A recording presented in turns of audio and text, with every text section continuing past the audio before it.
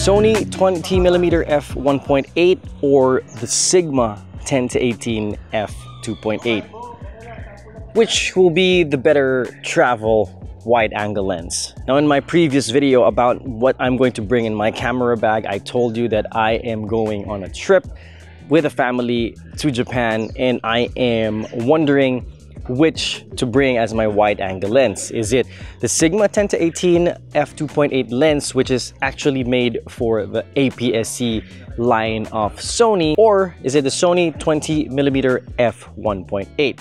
Now, for context, I'm going to use this on my ZVE1, and yes, I know this is an APS-C lens, but then this works well in the ZVE1 as I tested in my previous video. You can find it here on my A6700 and this lens review. So now I'm going to compare shots between these two lenses using the ZVE1 and probably talk about the pros and cons of both lenses. But before we continue, if you're new to the channel, hi, my name is Nico. I create videos about camera gear and audio equipment used for content creation. I'm not a professional photographer or videographer. I used to professionally edit at a podcast company, but all the opinions here in this channel is from a perspective of an everyday tech dad. Now, let's get back to these two lenses. So the first thing that I will do is I'll do a vlogging test, because that's probably the main reason why I'm bringing a wide-angle lens. And I'll do it first handheld with just the camera and the lens, and then next will be with a mini tripod. All right, so first up will be handheld vlogging, both with the 20mm of Sony and Sigma's 10-18, and then the tripod vlogging. So I will be holding it this far at all times. No, probably this far at all times. Slightly bent arm. We'll see how that looks for both lenses. All right, so I am currently hand holding my ZVE1 with a 20mm lens. I am at f1.8 and I'm holding it as, you know, I've shown you. I'm using an ND filter right now because it's a little bit sunny. But yeah, this is how it looks like. This is the frame that you get with a 20mm focal length with an f1.8 aperture. This is the kind of blur that you want, or not you want, that you will get. And if you want more focus on the background, just adjust the aperture to get more of the background, less blur. Yeah, but at f1.8, let me just adjust the ISO. You get this. All right, so this is the widest you can get at 20mm, unless you stretch your arm, like full stretch arm, then you can get a wider field of view. But yeah, this is basically 20mm if you bend your elbows like this and walk around. And you see, a lot of people want blurry backgrounds, but for vlogs, for traveling, it may not be that much ideal or not that needed, especially if you want to show where you are. All right, so let's try now the Sigma 10-18 handheld. All right, so this is the Sigma 10-18 at 12mm, so that we eliminate the vignetting on the sides. I'm holding it. Wait, let me just adjust the ND filter.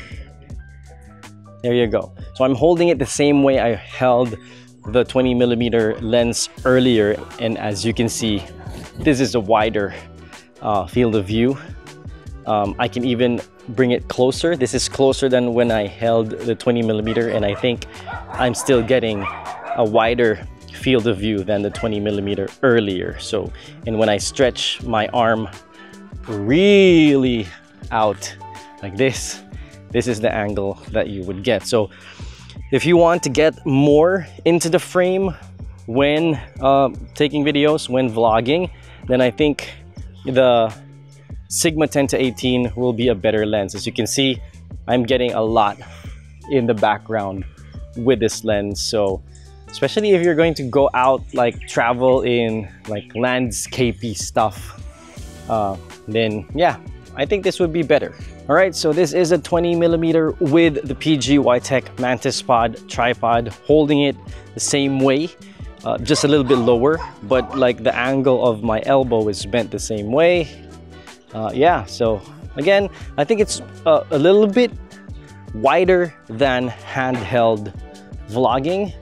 But yeah, here you go. Let's compare it to the Sigma 10 to 18 millimeter lens. All right, so now again, I'm holding the camera the same way I was holding it earlier, but now I'm using a mini tripod, which is the PG Tech Mantis Pod. Let's adjust this again. So there. So again, I think you will get a wider field of view if you use a mini tripod like this. So yeah.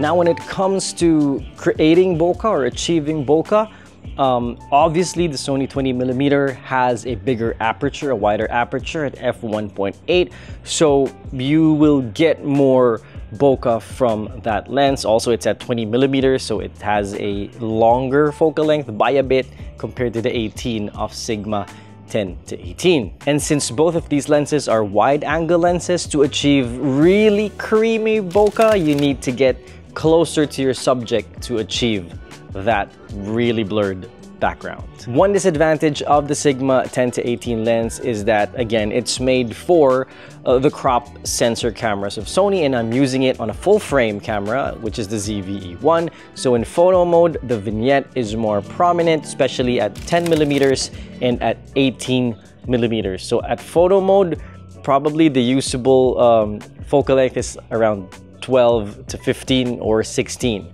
You can still use it at 10 or 18, but you just have to crop in to eliminate those vignetting. All right, so that is my quick comparison of these two lenses. And if you were in my situation, which lens would you bring to a international family trip? Will it be the Sony 20mm or the Sigma 10 to 18mm? And tell me why. Please drop your thoughts in the comments section below. And if you're interested in more videos about camera gear, audio equipment use in content creation, please do check out my other videos here.